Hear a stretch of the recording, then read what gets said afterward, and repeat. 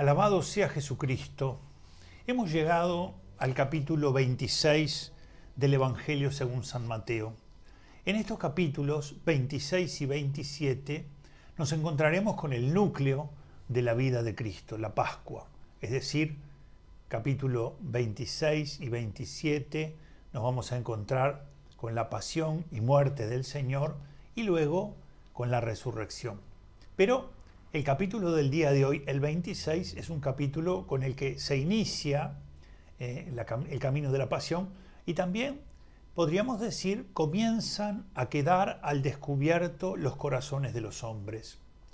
En este momento en el que Cristo va a padecer, en el que Cristo va a sufrir, Cristo va a ser traicionado, va a ser abandonado, y es decir, frente a esta hora de la verdad tan central, uno no puede ocultar de pronto esas cosas que están en su interior, que están en su corazón, o los miedos que tiene. De manera que quedarán al descubierto los corazones, porque se va a cumplir eso que dice la Escritura: heriré al pastor y se dispersarán las ovejas. O sea que los discípulos ahora ya entran en los momentos decisivos. Podríamos hacer diversas divisiones del capítulo. Pero este capítulo 26, que es un capítulo muy extenso, el más extenso que hemos leído, tiene 75 versículos. Es un capítulo muy extenso.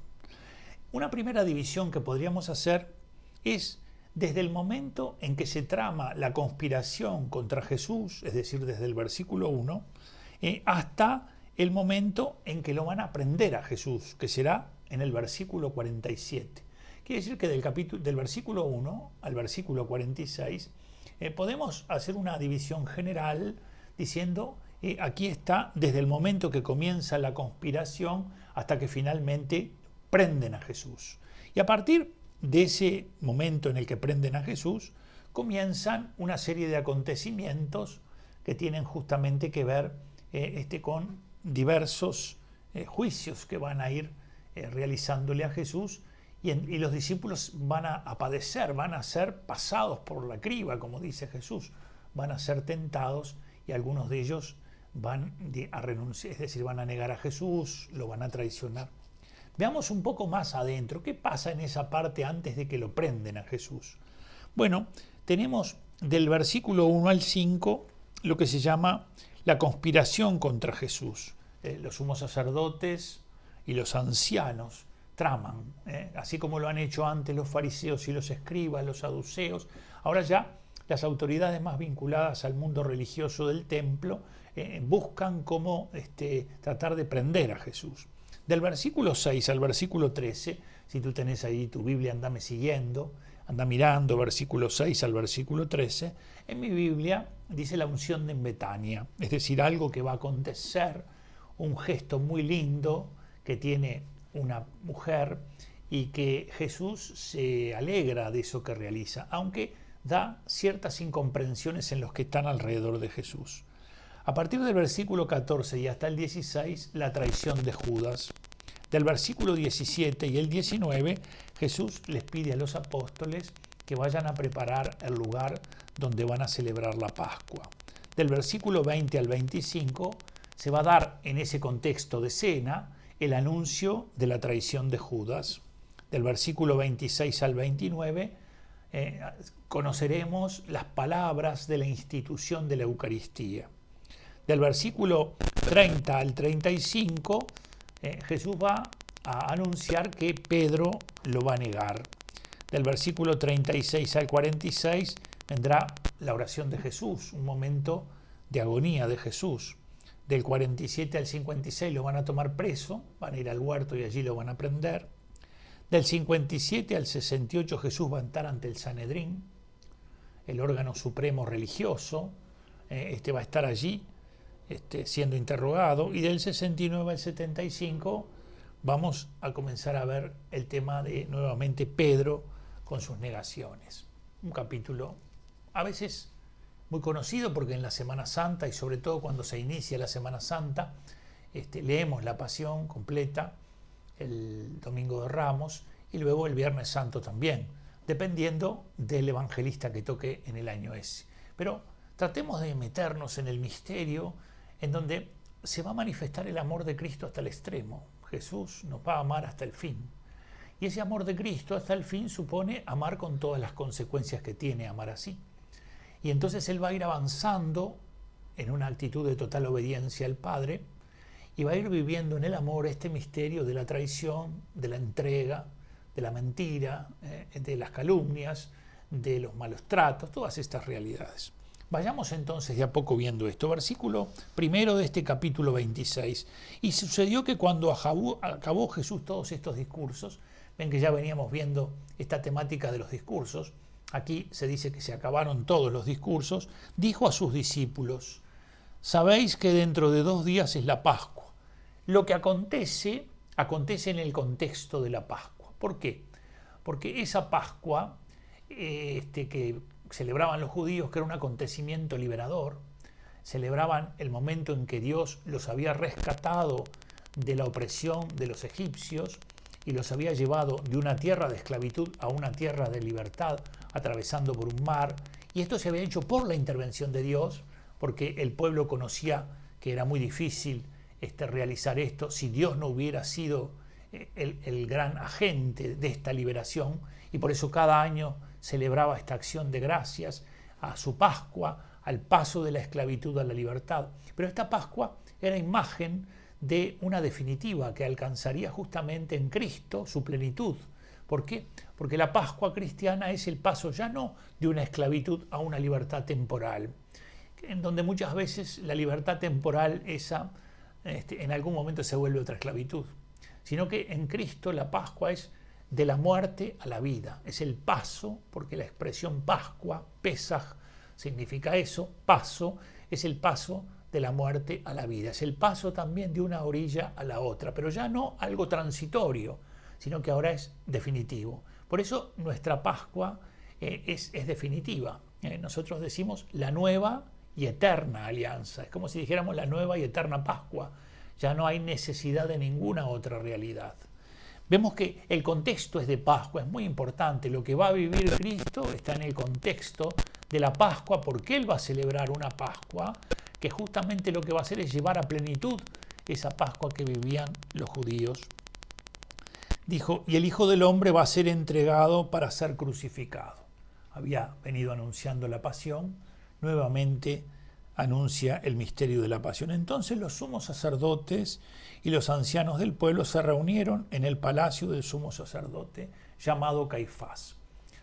Los hombres religiosos, los ancianos eran como un consejo asesor que intervenían en una serie de temáticas fundamentalmente religiosas. Y se pusieron de acuerdo para prender a Jesús con engaño y darle muerte. ¿Qué es lo que quieren hacer? Tramar una serie de engaños y darle muerte. Decían, sin embargo, durante la fiesta no, para que no haya alboroto en el pueblo. Es decir, dejemos que pase la Pascua, porque si lo hacemos en el medio de la Pascua esto se va a alborotar demasiado. Pero tienen un problema que lo van a resolver. Ellos no podían ni decretar la muerte ni dar la muerte. Esto solo lo podían hacer los romanos. De manera que ellos necesitan de los romanos. Y por eso van a tener que buscar una alianza con aquellos que ellos consideraban sus principales enemigos. Pero para ir contra Cristo buscan esa alianza. Hallándose Jesús en Betania, Betania está más o menos a unos 3 kilómetros de Jerusalén, en la casa de Simón el leproso, se acercó a él una mujer que traía un frasco de alabastro con perfume muy caro. El frasco de alabastro es un frasco que no tiene asas, un frasco de alabastro que traía un perfume muy caro y lo derramó sobre su cabeza mientras estaba a la mesa. Al ver esto los discípulos se indignaron y dijeron, ¿por qué este despilfarro? Se podía haber vendido a buen precio y habérselo dado a los pobres. Cuando uno comienza a no tener una unión con Jesús en lo que Él quiere, en lo que Él ama, en las cosas que lo complacen, entonces ese distanciamiento que comienza en el plano de los pensamientos o en el plano de la visión que se tiene sobre esa realidad, se va haciendo cada vez más presente. Nosotros sabemos que esta es una falsa razón. Podríamos decir, dicen, bueno, esto es un despilfarro de dinero.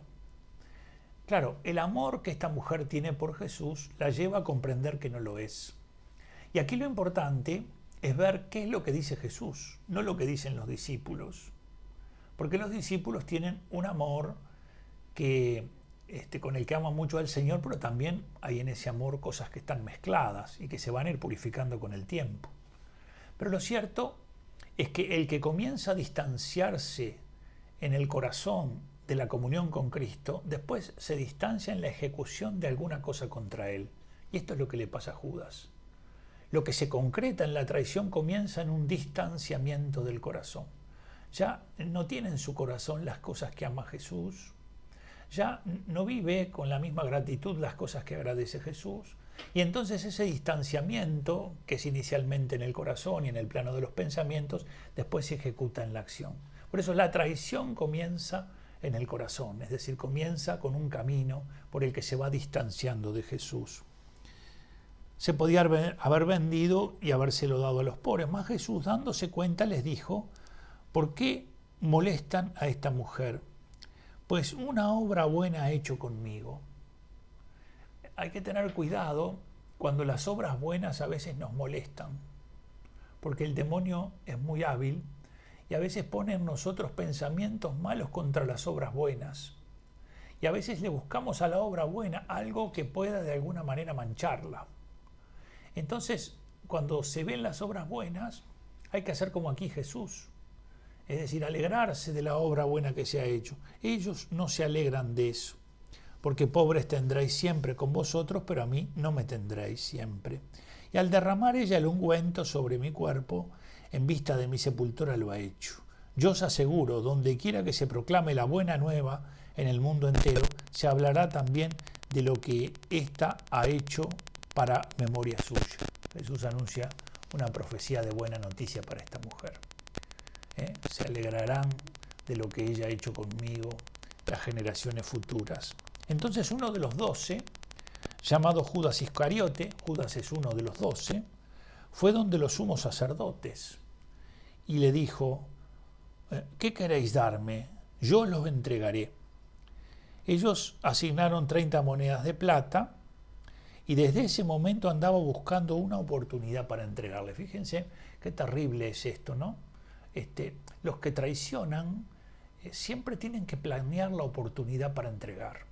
Siempre están buscando, viven con una trama durísima, porque están continuamente viviendo lo que vivan, mirándolo todo para ver si pueden llevar adelante ese plan perverso que tienen. En este caso, Judas quería entregar a Jesús. ¿Por qué habrá querido entregar Judas a Jesús? No lo sabemos. Algunos dicen que tal vez se desilusionó, viendo que él tenía una expectativa que cuando llegaran a Jerusalén y que de pronto a Jesús lo ve un tanto vencido y entonces se desilusiona. Lo cierto es que era uno de los 12, había sido elegido por Jesús, había sido amado por Jesús y había sido esperado por Jesús hasta el final.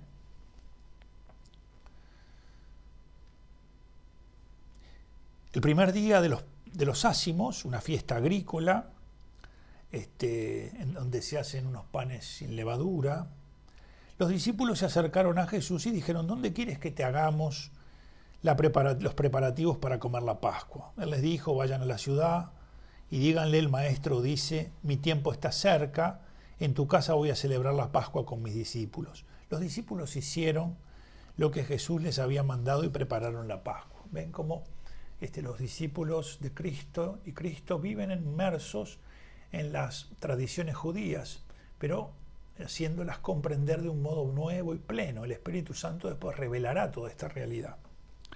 Al atardecer se puso a la mesa con los 12 y mientras comían dijo: yo les aseguro que uno de ustedes me entregará. Anuncia la traición. Muy entristecidos se pusieron a decirle por uno: ¿acaso soy yo, maestro? Él respondió: el que meta conmigo la mano en el plato, ese me entregará. El Hijo del Hombre se va, como está escrito de él, pero hay de aquel por quien el Hijo del Hombre es entregado. Esta es, diríamos, una de las palabras más duras. Son 2 expresiones muy duras contra Judas. uno dice, el pecado de Judas es un pecado terrible. Ha traicionado al Señor. Hay unas ciertas señales de Judas en un momento de cierto arrepentimiento. Pero las palabras de Jesús también son duras. Más le valdría no haber nacido, dice Jesús después de decir, hay de aquel por quien el Hijo del Hombre es entregado. Entonces preguntó Judas, el que iba a entregarle, ¿soy yo acaso, Rabí? Y él le dice, tú lo has dicho.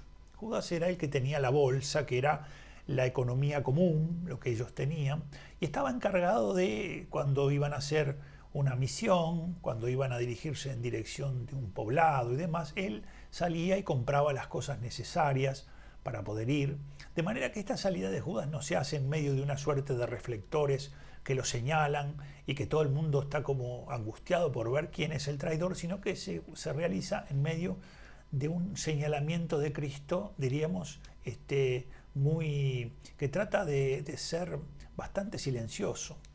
Lo cierto es que Cristo mantiene esa oportunidad que le ha dado a Judas. Mientras estaban comiendo, tomó Jesús pan, lo bendijo, lo partió y dándoselo a sus discípulos le dijo, tomad y comed, este es mi cuerpo. Tomó luego una copa y dando las gracias la dio diciendo, bebed de ella todos, porque esta es mi sangre de la alianza que es derramada por muchos para perdón de los pecados. Aquí están las palabras de la institución de la Eucaristía. Nosotros conservamos estas palabras, que son las que habitualmente ustedes escuchan en la misa, las conservamos en el Evangelio de San Mateo, en el Evangelio de San Marcos. Las palabras del Evangelio de San Mateo y del Evangelio de San Marcos son prácticamente las mismas. Las conservamos también en el Evangelio según San Lucas, pero con alguna pequeña variante, muy insignificante pero con variante, y también las conservamos en la primera carta a los Corintios.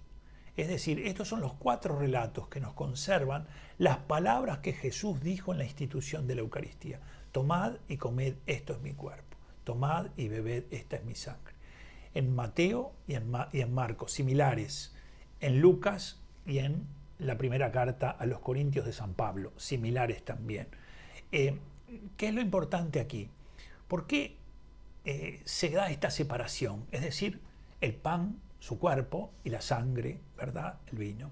¿Por qué se da esta separación? Porque la separación de estas cosas era la muerte. De manera que Cristo en la cena anuncia su muerte. Cristo va a realizar de modo incruento, anticipadamente, es decir, sin derramamiento de sangre, lo que luego realizará en el Calvario. Y esa obra que realizó en el Calvario se va a perpetuar a lo largo de los siglos por la celebración de la misa. De la manera que es un único acontecimiento, anticipado en la cena para los discípulos y perpetuado a lo largo de toda la historia en la misa. Un sacrificio, el sacrificio de Cristo. Cristo mismo se entrega. Cristo mismo derrama su sangre en la cruz. De manera que ven, aquí se ve estos vínculos estrechos que hay entre el Calvario, la obra redentora de Cristo, la obra salvífica de Cristo, que se anticipó en la cena para los discípulos. Ellos ya participaron de este misterio y que al mismo tiempo después se prolonga a lo largo del tiempo por la celebración de la Santa Misa. Dice San Pablo, Cristo murió de una vez y para siempre. Y utiliza una expresión griega, efapax, es decir, no necesita morir de nuevo, no necesita otra muerte, porque una gota de sangre del Hijo de Dios tiene un valor infinito. De manera que las palabras de la institución de la Eucaristía sobre el pan y sobre la copa eran mucho más escandalosas las palabras que dice sobre la copa que las que dice sobre el pan. Porque la sangre pertenece solo a Dios. Por lo tanto, entregar el cáliz y hacer beber la sangre era algo que podía sonar absolutamente escandaloso. Dice Jesús, ahora no beberé de este fruto de la vid hasta el día aquel en que beba con ustedes de nuevo en el reino de mi Padre. Y a partir del versículo 30 van a aparecer los anuncios de las negaciones. Y cantando los himnos, ¿qué himnos eran los que cantaban? Los salmos, salieron hacia el monte de los olivos. Entonces les dice Jesús, todos vosotros vais a escandalizaros de mí esta noche, porque está escrito, heriré al pastor y se dispersará las ovejas del rebaño.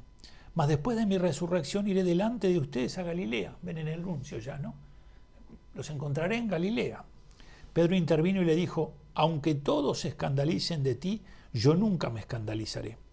Jesús le dijo, yo te aseguro que esta misma noche, antes de que el gallo cante, me habrás negado 3 veces. Pedro le dijo, aunque tenga que morir contigo, yo no te negaré. Y lo mismo dijeron también todos los discípulos.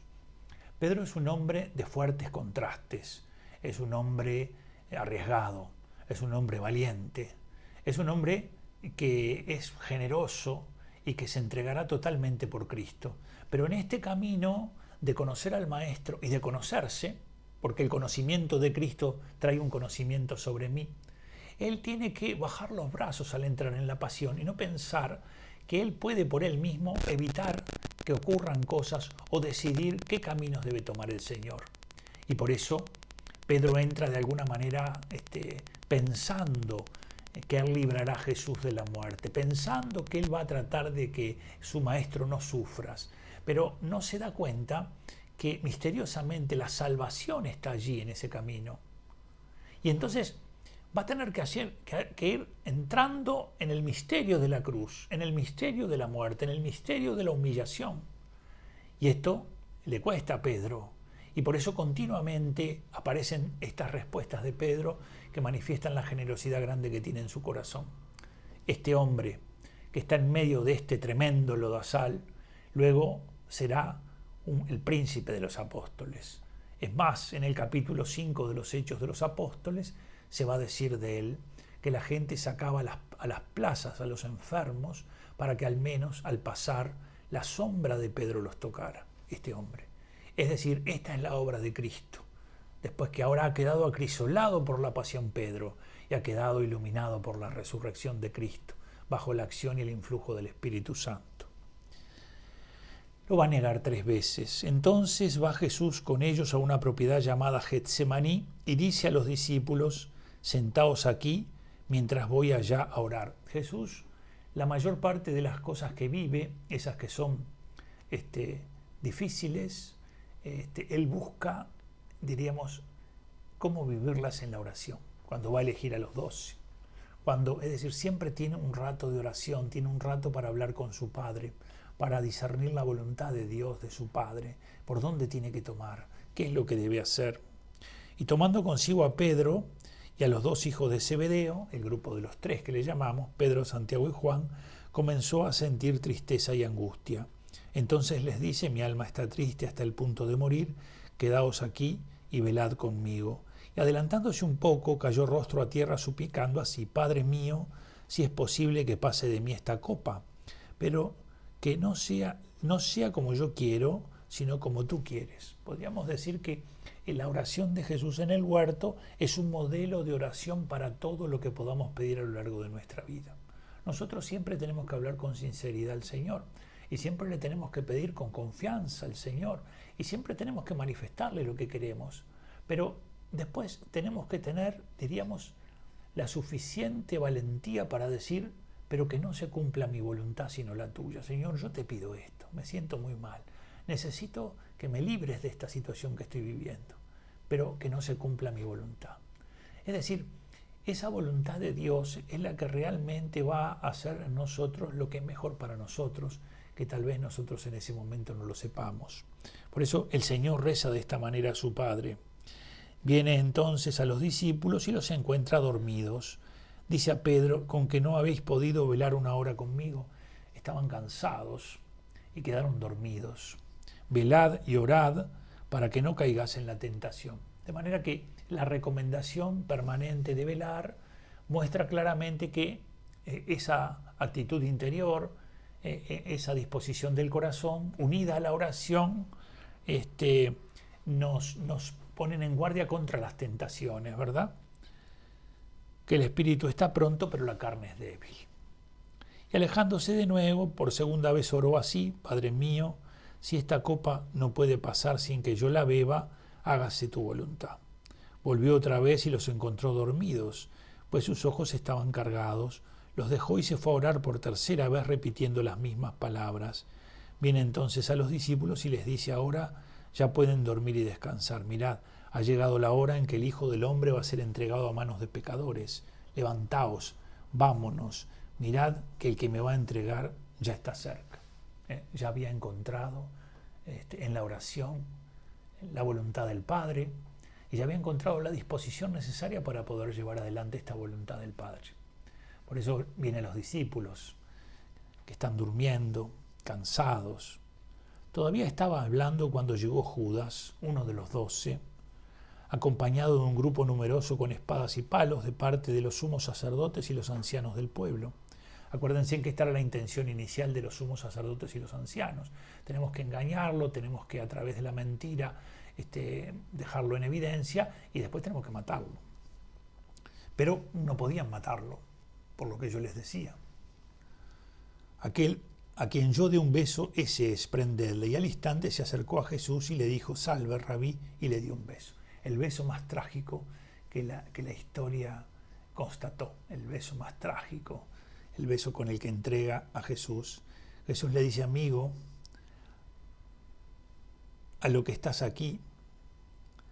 Entonces aquellos se acercaron, echaron mano a Jesús y le prendieron. En este punto, de los que estaban con Jesús, echó mano a su espada. Uno de ellos, Pedro, sacó, hiriendo al siervo del sumo sacerdote, le sacó la oreja. Le dijo Jesús, vuelve tu espada a su sitio, porque todos los que empuñen espada, a espada perecerán. Vean, Pedro entra pensando que lo que está frente a él, lo que está frente a Jesús, es una batalla que se puede ganar con una espada, quitándole la oreja a Malco. Es decir, está la obra de la redención, está la salvación del mundo. Entonces, ha querido librar a Jesús del sufrimiento y de la muerte. Pero si hace eso, entonces no hay redención. Pedro tiene que entrar por este camino, tiene que padecer el silencio de Dios en este camino. En aquel momento dijo Jesús a la gente, como contra un malhechor habéis salido a prenderme con espadas y palos. Todos los días me sentaba en el templo para enseñar y no me detuvisteis. Pero todo esto ha sucedido para que se cumpla la escritura de los profetas. Entonces todos los discípulos le abandonaron y huyeron. Jesús hace ver que esa acción por la que llegaron de noche con pala, con espadas, con palos, con luces, era bien esa trama que habían llevado adelante los sumos sacerdotes y los ancianos. Y dice, yo hablé delante de todos en el templo, pero en cambio salieron así. Y esto se dio para que se cumpliera la escritura. ¿Qué es lo que pasa? Dice, todos los discípulos abandonaron y huyeron. Es el momento de la verdad sobre los discípulos. Es el momento de la verdad sobre Jesús. Es el momento de la verdad sobre Pilato, que se va a lavar las manos. Es el momento de la verdad sobre el Sanedrín. Es el momento, la hora de Cristo, es la hora de todos ellos. Es la hora de los discípulos que se escandalizan, que huyen, que lo niegan, que lo traicionan. Es la hora también de los fieles. Es la hora de María, es la hora de las mujeres que permanecen al pie de la cruz, es la hora de Juan. Por eso, la hora de Cristo, la pasión de Cristo, es la hora de la verdad del mundo.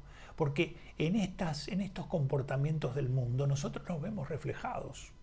Nosotros tenemos algo de Pedro, en nosotros hay algo de Pilato, en nosotros hay algo de Judas, en nosotros hay algo de Juan, en nosotros hay algo... Es decir, queda reflejada, retratada la humanidad entera, porque no se puede permanecer indiferente ante la verdad que Dios da a conocer sobre el hombre en la pasión de Cristo.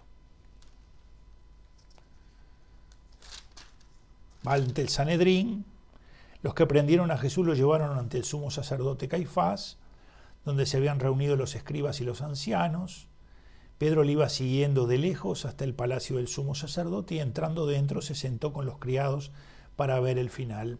Los sumos sacerdotes y el Sanedrín entero andaban buscando un falso testimonio contra Jesús, con ánimo de darle muerte, y no lo encontraron, a pesar de que se presentaron muchos falsos testigos.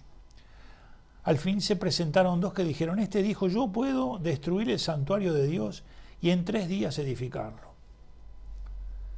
Entonces se levantó el sumo sacerdote y dijo, no respondes nada, ¿qué es lo que estos atestiguan contra ti? Pero Jesús callaba. El sumo sacerdote le dijo, te conjuro por el Dios vivo, que nos digas si tú eres el Cristo, el Hijo de Dios. Jesús les dijo, tú lo has dicho, pero os digo que a partir de ahora veréis al Hijo del Hombre sentado a la diestra del Padre, viniendo sobre las nubes del cielo. Jesús confiesa su condición de Mesías. Entonces el sumo sacerdote rasgó los vestidos, es como una señal del escándalo, y dijo, ha blasfemado. La palabra de Cristo es considerada blasfemia. Y esta acusación, blasfemo, es suficiente para que ellos digan debe morir, pero no pueden ejecutar la muerte. ¿Qué necesidad tenemos ya de testigos? Acabas de oír la blasfemia. ¿Qué os parece? Respondieron ellos diciendo, es reo de muerte. Entonces se pusieron a escupirle en la cara y a bofetearle, y otros a golpearle, diciendo, adivínanos, Cristo, ¿quién es el que te ha pegado? Qué terrible. Es la humanidad, también en el mundo actual, que hace eso con Cristo.